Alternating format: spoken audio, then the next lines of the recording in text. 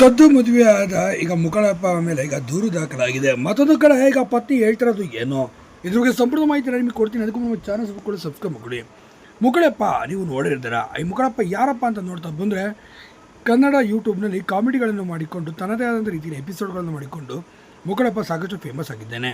ಅದರಲ್ಲೇ ನಟನೆ ಮಾಡಲು ಬಂದಿದ್ದಂಥ ಒಬ್ಬರು ಯುವತಿಯನ್ನು ಈಗ ಲವ್ ಜಿಹಾದ್ ಮಾಡಿ ಮದುವೆ ಆಗಿದ್ದಾರೆ ಅಂತೇಳಿ ಬಜರಂಗ ದಳ ಕಾರ್ಯಕರ್ತರು ಒಂದು ಕಡೆ ದೂರನ್ನು ಕೂಡ ಈಗ ದಾಖಲಿಸಿದ್ದಾರೆ.